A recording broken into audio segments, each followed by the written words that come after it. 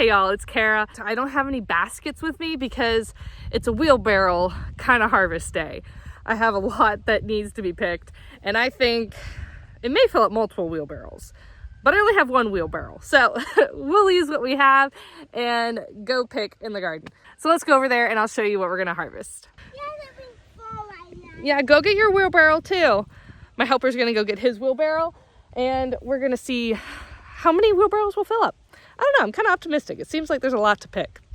It's a beautiful morning here today in Virginia. The sun is just kind of like giving that perfect autumnal glow. You found it? All right, he found his wheelbarrow. We have success. So over here in the garden, most things have been ripped out already. I have been cleaning up the garden behind me for the last couple weeks, just kind of working on it here and there when I get a chance, pulling out plants and, you know, just tidying things up. What we're gonna harvest today is the Luffa gourds. The Luffa gourds have been gorgeous this summer. They have been kind of taking over and they actually completely took out one of my beds. Let me show you that first and then we'll get to snipping and picking all these. So you can see a lot of the garden still has some dead, a little bit of green here and there, but right here, this trellis is all the Luffas. The Luffa gourds are right behind me here. It actually took, let me bend this down a little bit. So this trellis right here actually got completely smashed and it took out part of that bed. And then this whole trellis here next to me is still upright. And these are all Luffa gourds. Luffa gourds are these crazy looking gourds that you can actually dry and then use them as a sponge on the inside after you peel them. I'm gonna be drying them for using for sponges. So probably slicing them up to use for dishes or just in the shower as a sponge. And it'll kind of be like an exfoliating sponge. I guess that makes sense. We'll pick them, harvest them, and then I'll show you how we peel them. This bed right here is the one that got pulled out by the Luffa gourds. You can see this board right here was attached, and the arched cattle panel, I had it just screwed in with kind of a brace in between this board. And obviously Luffa gourds were so heavy and vigorous that it just kind of blew out that whole section. So we'll have to do some little repairs there too. Let's start on this big arched cattle panel first. So ideally, I think you want to harvest the Luffas once they've turned completely brown. We definitely have some within our arched cattle panel that are brown, but most of them are a little bit green still. So I don't know what's best to do about this. I saw on the weather forecast that we're supposed to have a really hard frost tonight. So I want to go ahead and pick them all before the hard frost comes. We've already had one frost, but it wasn't completely terrible. So let's see how many we can get. They're pretty huge though. Like, that's a pretty large Luffa gourd. Mommy, gave me Loofah. Yeah, you need some scissors. You want to go find your scissors?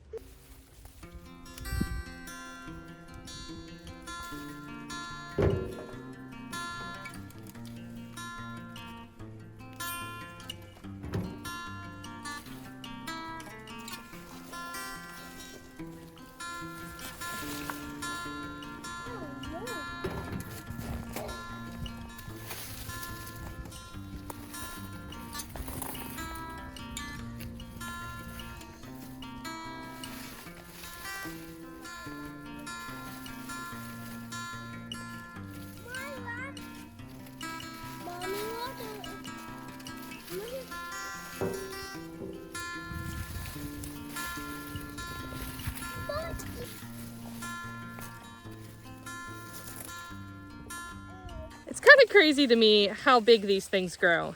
And then I can slice them into multiple sponges to use.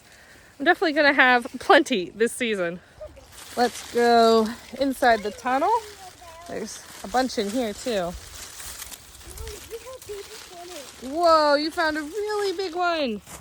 It's almost as tall as you. Half of my body's like. Half of your body. Yeah. The kids are finding some that are almost the size of them. There's some even up here on the top. This one's much more brown. It definitely had more sun exposure than the other ones. So I think this one's probably even better. Most of the ones on the very top here are brown. So maybe next year, if I grow these again, I need to thin out some of the leaves so that the other ones can get more sun exposure. I don't know. This is my first year growing them. Let me know in the comments if I'm doing this completely wrong and if I need to change on my ways. They've even grown down into all the paths here. So we really do have so many.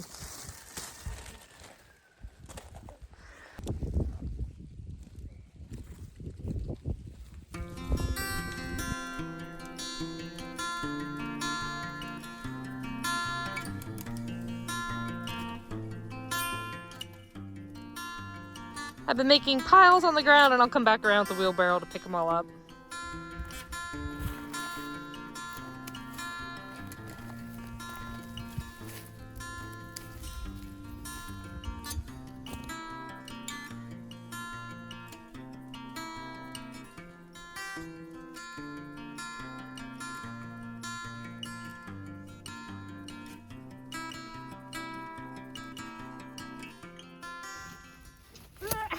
Dropping them.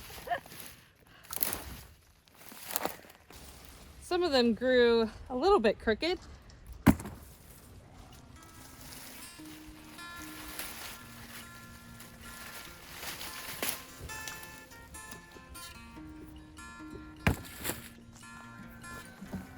Let's go in here.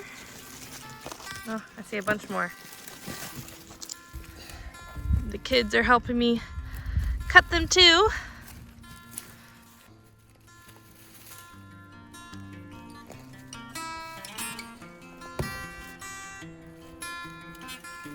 Actually, that's what I thought was the biggest one.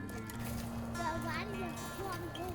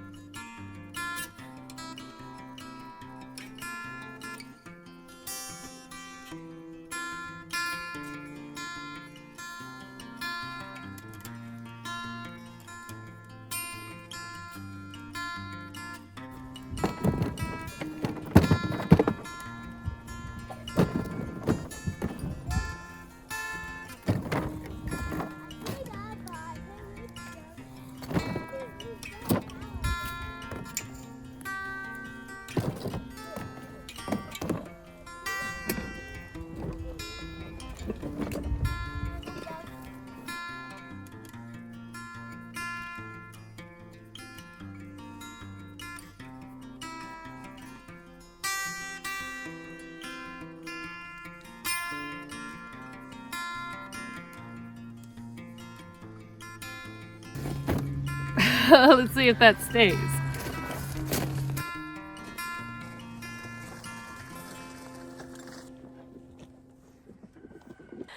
It's a lot of loofah gourds.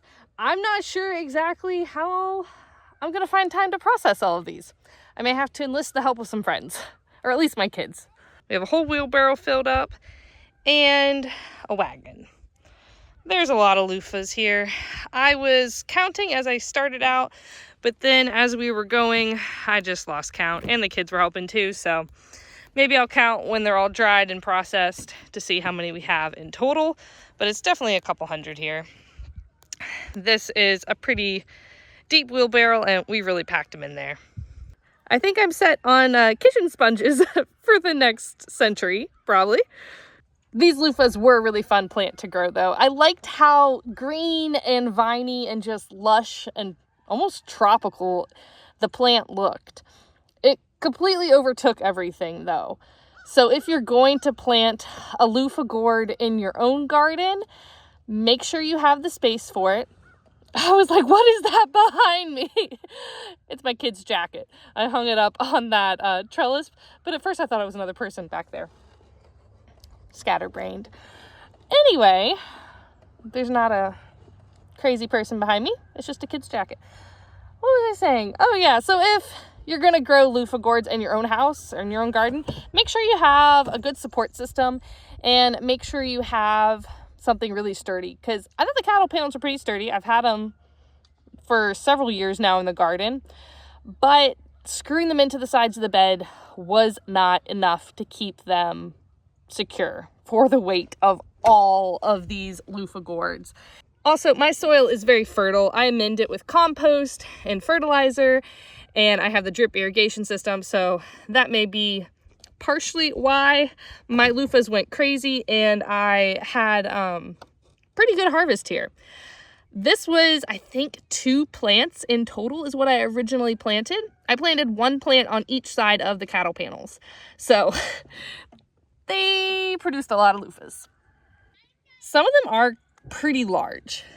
I think we buried one in the bottom that was bigger, but this one is, I don't know, 2.5, 3 feet long. And some of them got stuck and wedged a little bit in the cattle panel, so they have some unique shapes as they kind of got stuck in there, which that's happened with my tomatoes before too. When I've harvested tomatoes, they have sometimes gotten stuck inside the cattle panel hole, and then you have a uniquely shaped tomato plant. I've seen videos of people who have done like molds for their plants and had a watermelon grow inside of a plastic kind of like container mold to make it look the shape of a heart or something different like that. I don't know. I think those are kind of cool. So here is a look at all of the Loofah gourds that we harvested. It is definitely quite the load here. The kids had a lot of fun picking them too. It's definitely something that they really enjoyed getting after. Let's go ahead and pull down all of these vines and get this garden cleaned up.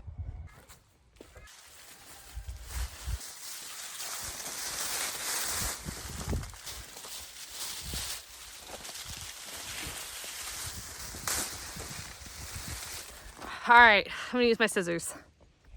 I've already bent the cattle panel a little bit.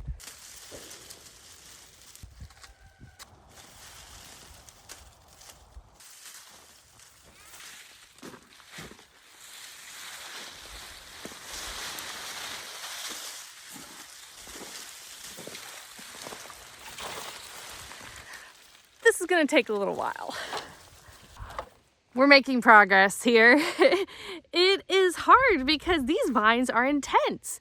They're very strong and sturdy. I wonder if they've ever been like traditionally used for lashing or weaving or, you know, like tying things with, because they don't want to rip. And, you know, a tomato vine, you rip that off a cattle panel trellis, and most of the time the vines will break and rip. These want to stay there. I guess they're happy.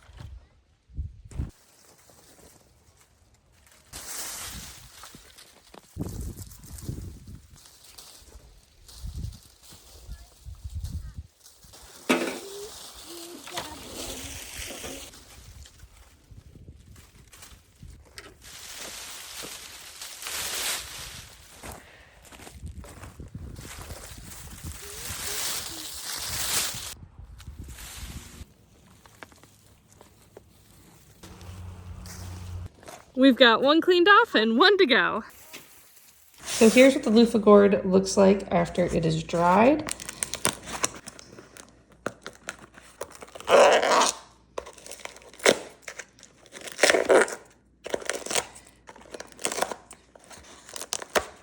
So I'm in the process of peeling one of my Loofah gourds. This is what it looks like on the inside after you've peeled back some of the skin.